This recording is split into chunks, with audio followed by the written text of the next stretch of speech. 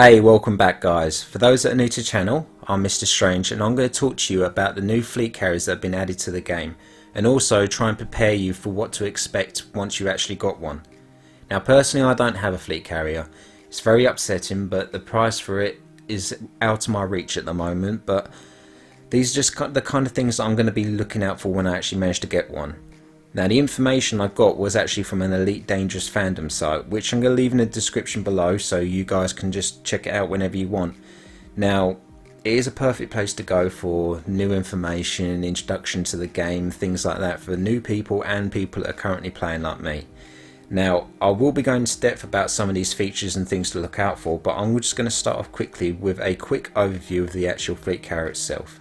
Now the carrier in the game is called a Drake class carrier, has 16 landing pads, multiple hard points, modifications you can do to your ship as well as services. Now this is the perfect thing for you if you want to modify your carrier to your own playing style.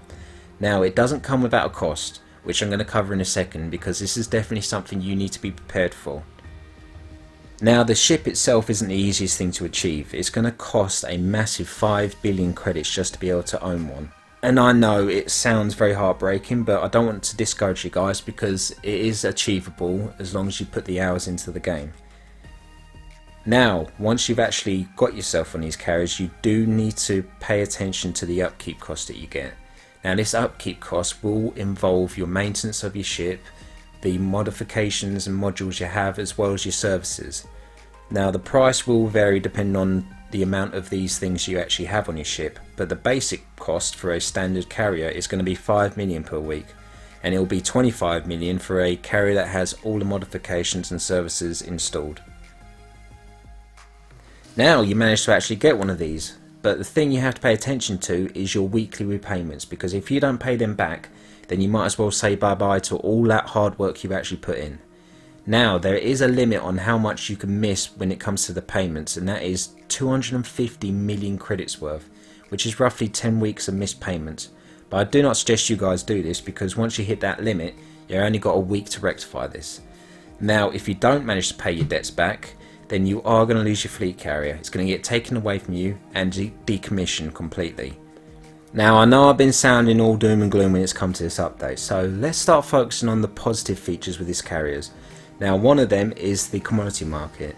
Now you have your commodity market installed on your carrier, and through an access menu you can manage how much inflation you put on your items from 0 to 100%.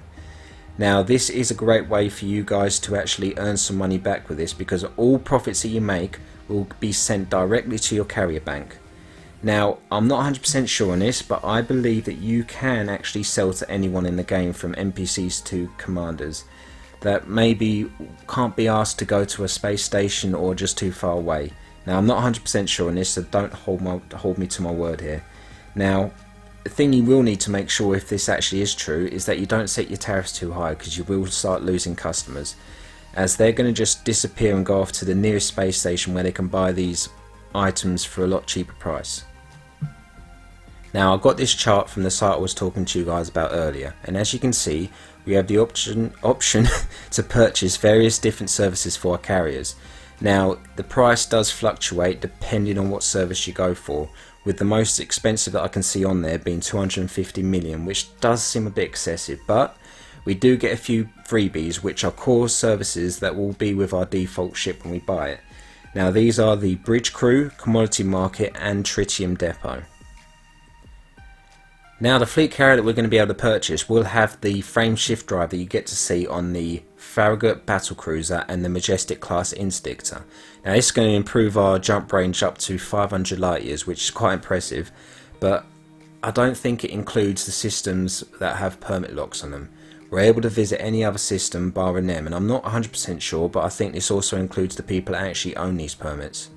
Now the fuel itself for the ship is completely different to anything we've ever seen before. It will be a resource called tritium, and you can get this stuff either by mining or purchasing at a station commodity market. Now your fuel tank itself is quite hefty, so you will need to gather a lot of fuel just to be able to keep your ship going. Now the cargo capacity for the carrier is quite good. We can actually get up to 25,000 units of personal space that only us owners can actually access. Now this is a lot of space, and we can use it to store resources for our commodity market, fuel, as well as, I'm assuming, a lot more. Now the other thing we can store on our ship is our starships itself, as well as modules that won't actually affect any of our inventory space. Now I did touch on the landing pads a little bit earlier on, but with the 16 landing pads that you get with the Drake class carrier, you can hold up to 4 small, 4 medium and 8 large ships itself.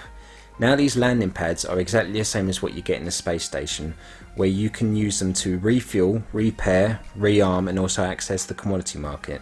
Now the owner themselves do have full control of the docking permissions that come through, giving them the power to control who actually gets to land on their ship or not. Now there isn't really much to say about this. I have found the locations where you can actually purchase your own fleet carrier, which I've left above, but when you do, you will have to wait for it to be delivered to the nearest star system that you're at, so you can actually hop in and enjoy your journey.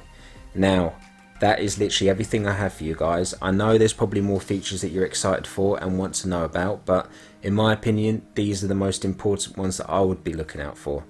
Anyway, I just want to thank you guys for watching. I hope you've enjoyed this ranting guide to the fleet carriers but I would love to hear your opinion when it comes to the whole fleet carriers. Now what are you looking forward to the most when you actually get one, and what kind of modifications and services you can actually use to mix it up for your own playing style? Now that's enough of me babbling on. I'll catch you guys in the next video. Good luck and fly safely, Commander.